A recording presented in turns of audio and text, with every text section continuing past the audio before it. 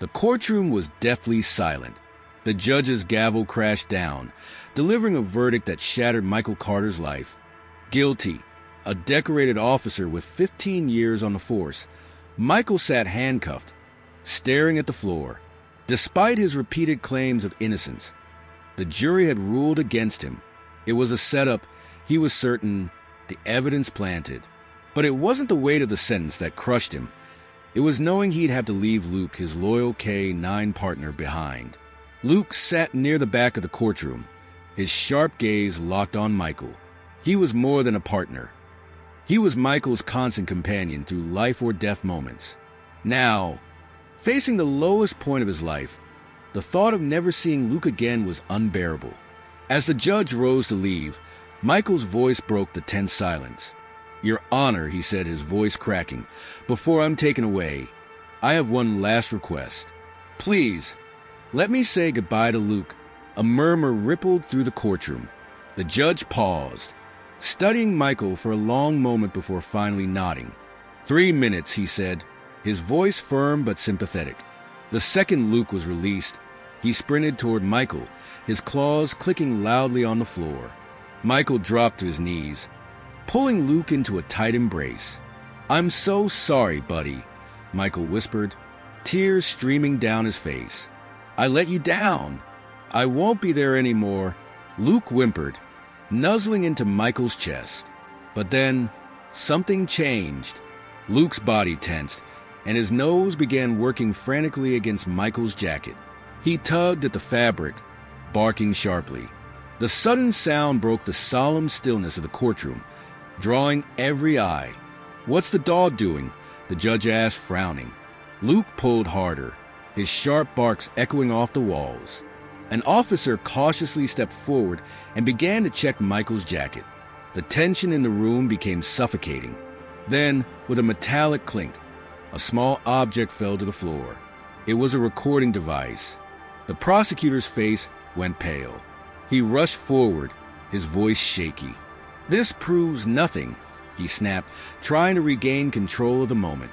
But Luke barked again, his stance alert and unyielding. The truth was clear. Whatever was on that device could change everything. Michael stared at the small recorder, his heart pounding. For the first time in weeks, hope flickered. Could this be the proof he'd been waiting for? Did you feel the power of the bond between Michael and Luke? Imagine what's still to come in this gripping and emotional story. If you want to find out what's on that recorder and how it could change everything, hit the like button and subscribe to the channel. The next thrilling moment is about to begin. The courtroom was frozen in stunned silence. The small recording device lay in the center of the floor, its metallic casing glinting under the harsh fluorescent lights. Luke remained rigid beside Michael, his piercing barks cutting through the room as if demanding attention. Every eye turned to the object, and the air became thick with tension. "Pick it up," the judge ordered, his voice low but firm. The officer closest to the device hesitated for a moment before bending down and scooping it into his hand. He held it up for all to see, confusion etched across his face. "What is this?" the judge asked sharply, directing his gaze toward the prosecutor, who was already beginning to sweat. The prosecutor cleared his throat, his face pale. "Your Honor, this is irrelevant. It's not part of the evidence submitted during the trial," he stammered. "Clearly, it's been tampered with." "Tampered with," the judge interrupted, his eyebrows knitting together. In a courtroom, during sentencing, his voice carried a razor-sharp edge. The prosecutor visibly flinched. "Officer, activate the device." The officer fumbled with the small recorder, his fingers trembling as he pressed the play button. A static-filled crackle filled the room, followed by muffled voices. Everyone leaned forward, straining to listen. Then, the words hit like a bombshell. "Just plant the evidence," a gruff voice said, clear as day. "No one's going to question it. Carter's clean record makes him the perfect scapegoat. Get it done." Gasps erupted across the room. Michael's heart stopped, then began pounding furiously. He knew that voice. It belonged to someone he'd trusted, his former supervisor, Captain Ray Harding. "That's enough," the prosecutor blurted, rushing toward the officer holding the recorder. But the judge slammed his gavel down. "Sit down," he barked, his tone so commanding that the prosecutor froze mid-step. Michael couldn't believe what he was hearing. The damning recording revealed everything. How the evidence had been planted, how he had been framed. Luke, still sitting calmly at Michael's side, let out a single low growl, as if echoing his partner's silent fury. The judge leaned back in his chair, his expression dark. "This trial is not over," he said firmly, addressing the room. "Bailiffs, escort the defendant back to holding. Officers, secure that device as new evidence. We're reopening this case." For the first time in weeks, Michael felt a spark of hope as he was led away. Luke watched him go, his intelligent eyes filled with unshakable loyalty. Michael turned back for one last look at his partner, silently promising himself and Luke that he wouldn't let this injustice stand back in the cold holding cell. Michael sat on the hard bench, staring at the blank concrete wall. His mind raced with everything that had just happened. Luke's sharp instincts had uncovered what no one else had, proof of a setup. That recording was his lifeline. But the revelation wasn't just a relief. It was a betrayal. Captain Ray Harding, the man who had mentored him for years, was behind it. Michael clenched his fists, his jaw tightening. How deep did this go? Meanwhile, in the judge's chambers, tension ran high. The judge sat at his desk, replaying the recording on a secure device. The voices were unmistakable. Captain Harding's commanding tone, paired with another voice Michael didn't recognize, revealed a calculated conspiracy. The judge's eyes narrowed. He pressed a button on his intercom. "Summon Captain Harding to my office immediately," he said curtly. Outside the courtroom, Harding had been waiting to ensure Michael's sentencing went smoothly, at least for his plan. But when a bailiff approached him with the judge's sudden summons, a flicker of unease crossed his face. He rose stiffly, adjusting his tie, and followed the officer down the hall. Inside the chambers, the judge's expression was unreadable as Harding entered. The captain offered a polite nod, but his shoulders were tense. "You called for me, Your Honor?" Harding asked, his voice steady, though his eyes flicked nervously toward the recording device on the desk. "I did," the judge replied, leaning forward. He tapped the recorder with his finger. "Care to explain this?" Harding's facade of confidence faltered for a split second, but he quickly masked it with confusion. "I'm not sure what you mean, Your Honor," he said evenly. The judge pressed play once again. The damning words filled the room. Harding's face drained of color, but he recovered quickly. "Your Honor, this is absurd," Harding said, forcing a chuckle. "That could be anyone. You can't seriously think." "I don't think," the judge interrupted, his voice hard. "I act on evidence, and this," he gestured to the recorder, "is evidence of a crime. Multiple crimes, in fact." "Bailiffs." Before Harding could respond, two bailiffs entered the room. Panic flashed in his eyes as they approached him. "What are you doing?" Harding demanded, his voice rising. "You can't, you're being detained for questioning," the judge said firmly. "Until we get to the bottom of this, you're a suspect in the obstruction of justice and falsifying evidence." As the bailiffs led a protesting Harding away, the judge leaned back in his chair, exhaling deeply. The web of corruption was unraveling fast, and Michael Carter's story was far from over. The recording's discovery had thrown the entire department into turmoil. As Captain Harding was taken into custody, whispers of corruption spread like wildfire among the officers. Meanwhile, Michael sat in his holding cell, unaware of the storm brewing outside. His thoughts lingered on Luke. The loyal K-9 had been the one to uncover the device, and now Michael couldn't help but wonder what else Luke could expose. Elsewhere, Luke was taken to the department's K-9 unit for evaluation. Officer Sarah Mitchell, one of Michael's closest colleagues, had volunteered to look after the dog until the case was resolved. Luke seemed restless, pacing in his kennel, and occasionally letting out sharp barks that echoed through the otherwise quiet building. "He knows something's wrong," Sarah muttered, watching him from outside the kennel. She crouched down, looking Luke in the eyes. "Don't worry, buddy," she said. "We'll figure this out."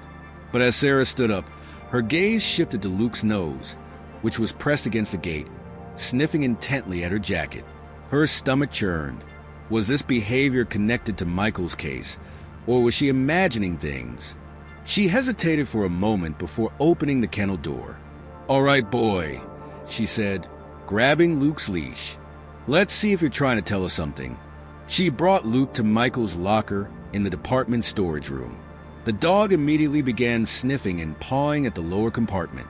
Sarah's heart raced as she unlocked it and opened the door. Inside, beneath a few folded uniforms, was a small, unmarked envelope. Her hands trembled as she pulled it out and opened it. Inside were photographs, grainy but damning. They showed a man, clearly Captain Harding, meeting with a known criminal. A document tucked behind the photos outlined transactions that implicated Harding in a bribery scheme, tied to the very case that had led to Michael's arrest. Sarah stared at the evidence, her chest tightening. "Luke," she whispered, her voice breaking, "you just found the smoking gun." Realizing the magnitude of what she held, Sarah immediately contacted the judge's office. The photos and documents, combined with the recording Luke had uncovered, painted a clear picture of Harding's guilt. But Sarah knew this wasn't over. If Harding had orchestrated this setup, he likely hadn't done it alone. Luke sat beside her, his steady presence grounding her as her mind raced. "Michael was right," she said softly, scratching behind Luke's ears. "You really are the best partner anyone could ask for." Sarah sat in the evidence room, the incriminating photos spread out on the desk before her. The weight of what she had uncovered pressed heavily on her chest. Captain Harding wasn't just a corrupt officer. He was part of something much larger. The documents Luke had helped uncover outlined connections to other high-ranking officials, payments that couldn't be explained, and a disturbing trail of manipulation that reached far beyond Michael's case. She glanced down at Luke, who sat alert beside her. His piercing eyes seemed to sense her unease. "This isn't just about Michael," she muttered, her voice barely audible. "This goes way deeper." Realizing the severity of the situation, Sarah called the judge directly. Within an hour, the evidence she'd uncovered was in his hands. The judge's face darkened as he reviewed the documents and photos. "This is bigger than I thought," he admitted, his voice heavy. "If these documents are accurate, Michael Carter isn't just innocent. He's a victim of a department-wide cover-up." The judge immediately ordered an emergency hearing. News of the case reopening sent shockwaves through the precinct. Officers whispered in hallways, tensions rising as suspicions grew. Several officers who had testified against Michael began to squirm, knowing their involvement might come under scrutiny. Back in his cell, Michael was called out unexpectedly. The sudden commotion in the jail's holding area made his pulse quicken. He was escorted to a secure room, where Sarah was waiting with the judge. As soon as Michael saw the folder of evidence and Luke sitting proudly by Sarah's side, his heart swelled with a mixture of hope and disbelief. "This just came in," the judge said, sliding the documents toward Michael. "It proves Harding's corruption and, most importantly, that the evidence used to convict you was fabricated." Michael's hands trembled as he flipped through the papers, the photos, the records, and even notes detailing how Harding had manipulated the case against him. It was all there. His voice cracked as he asked, "Does this mean?" The judge nodded firmly. "It means you're going free. But this isn't over yet. There are more people involved, and we're going to need your help to expose them." Michael knelt down, pulling Luke into another embrace. "You saved me, boy," he whispered. "You saved me again." As Luke wagged his tail, the relief in the room was palpable. But Michael knew this was just the beginning. Whoever had orchestrated this went deeper than Harding. There were more layers to uncover, and Michael wouldn't rest until the entire truth was brought to light. What do you think will happen next? Will Michael uncover the full truth behind this conspiracy? Share your thoughts in the comments, Michael stepped out of the courthouse for the first time as a free man, but the weight of what lay ahead was far heavier than the shackles he had just shed. Reporters swarmed the steps, shouting questions about his release, the reopened case, and the corruption scandal brewing within the department. Michael ignored them, his focus solely on Luke, who trotted faithfully at his side. The sight of his loyal K-9 partner brought a flicker of hope amid the chaos. Inside the courthouse, the judge had convened a special task force to investigate the growing web of corruption. Sarah, now an integral part of the team, was leading the charge.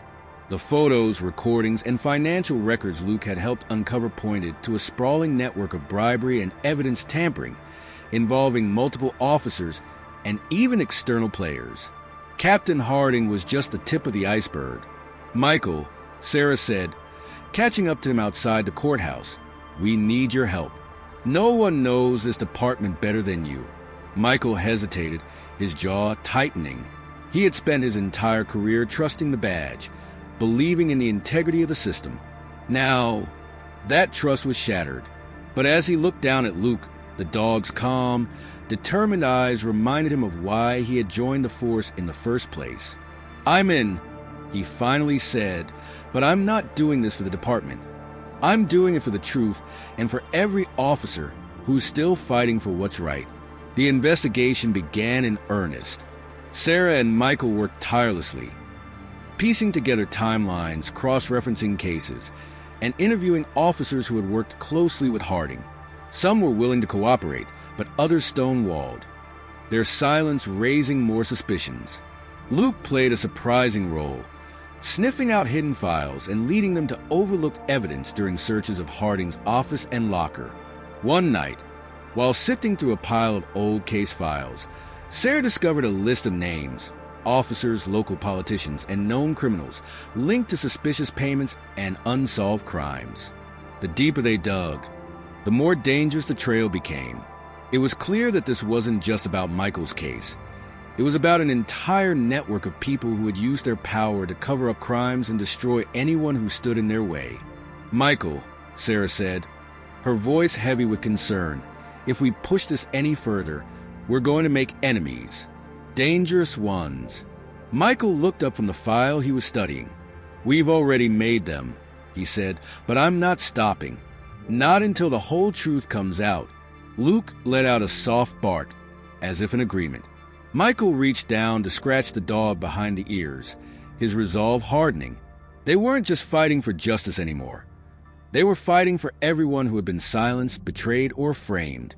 The task force was working around the clock. Boxes of evidence filled every available desk in the small conference room that had become the investigation headquarters. Michael, now officially cleared of all charges, had thrown himself into the work. The deeper they dug, the more twisted the web of corruption became. Bank statements, falsified police reports, and intercepted communications all pointed to a massive conspiracy that extended far beyond Captain Harding. Sarah placed a thick folder in front of Michael, her expression grim. "We've identified at least 6 other officers who were in on this," she said. "Some of them are high-ranking, and it gets worse. There's evidence tying them to organized crime." Michael leaned back in his chair, his mind racing. These weren't just rogue officers breaking the rules for personal gain. This was an orchestrated operation, blending corruption within the department with criminal enterprises outside of it. "If this is as big as it looks," he said, "we can't handle this alone. We need to take this federal." But Sarah shook her head. "Not yet. We're still missing key pieces. If we take this to the FBI now, and they leak it, the whole operation could scatter. We need something definitive, something that locks these people in place." Their conversation was interrupted by Luke, who suddenly stood up from where he had been lying by Michael's feet. The dog's ears perked as he trotted toward the door, sniffing the air. Michael frowned. "What is it, boy?" he asked, following Luke. Luke led Michael to the far side of the conference room, where a stack of old case files sat in disarray. Sarah followed, watching as Luke began to paw at one particular box. Michael opened it, his heart pounding. Inside were files from a case closed 5 years ago, a drug bust that had supposedly resulted in a clean sweep of arrests. But as Michael flipped through the documents, he noticed glaring inconsistencies. Names had been erased, and some sections of the reports were blacked out. "This doesn't make sense," Michael muttered. "These aren't standard redactions. Someone doctored these files." Sarah leaned over his shoulder. "And look at this," she said, pointing to a handwritten note at the bottom of one report. It was a signature, Captain Harding's. The drug bust had been the perfect cover.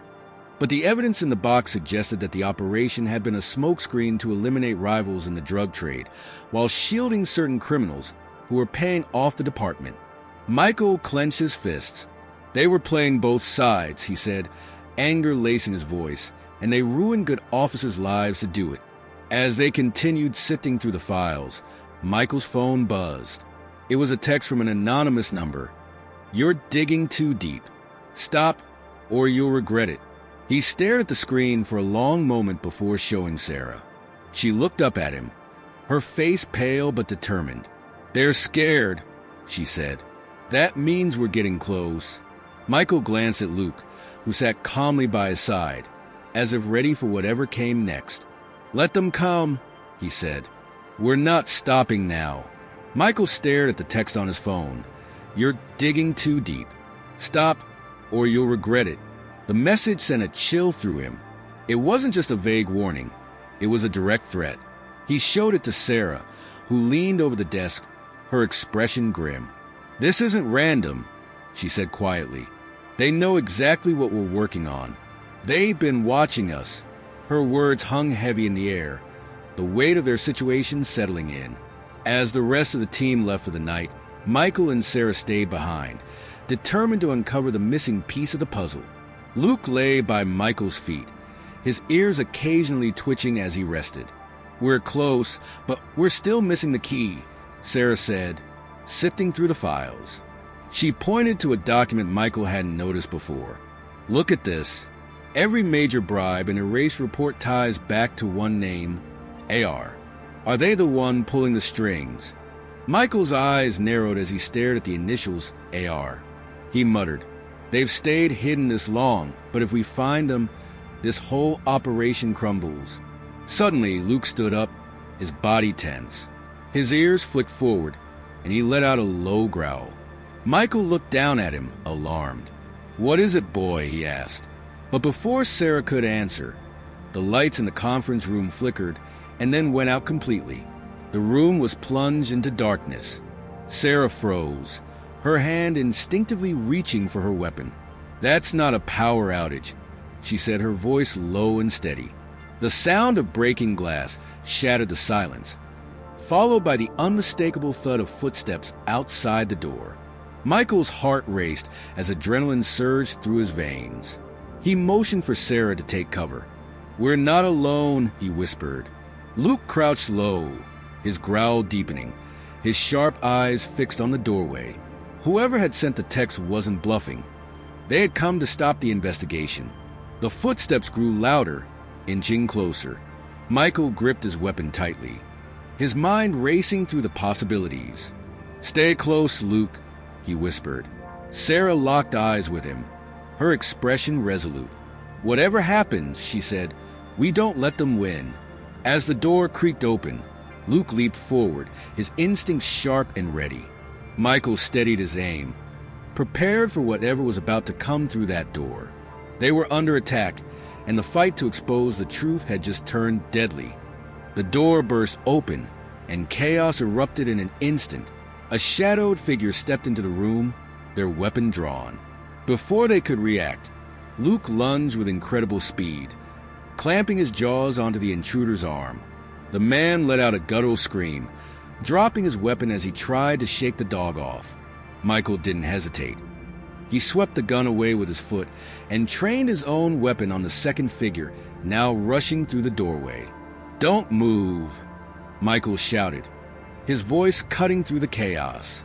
The second intruder froze, their hands raised, but the tension in their stance told him they were waiting for an opportunity to strike.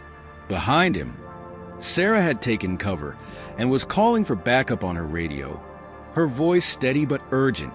Luke held firm on the first man, growling low as the intruder struggled. "Call him off!" The man yelled in panic.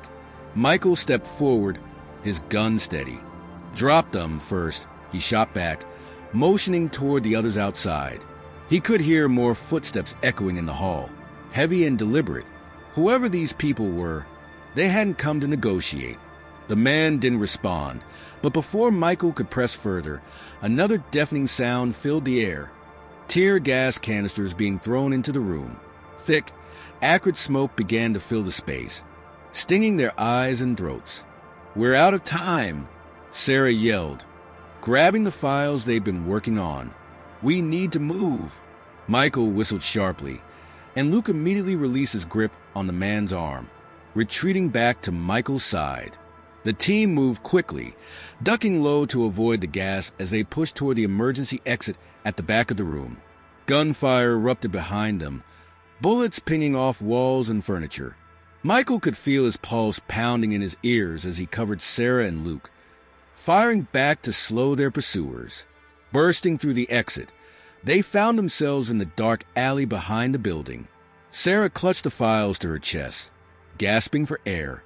"We can't go back to the precinct," she said between breaths. "They've compromised everything. They'll be waiting for us." Michael nodded, his mind racing.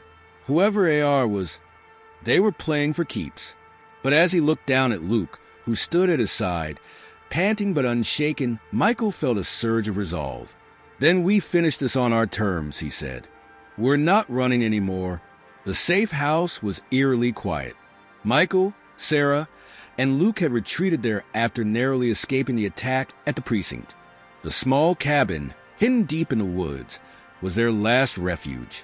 Spread across the wooden table in front of them were the files Sarah had managed to save. They contained everything they needed to expose the network.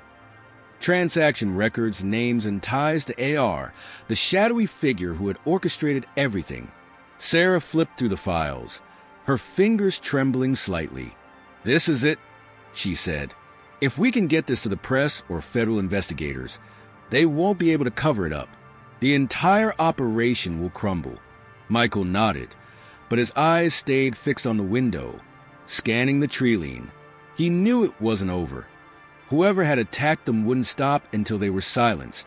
Suddenly, Luke's ears perked, and he let out a low growl, his body tense. Michael froze, his hand instinctively reaching for his weapon.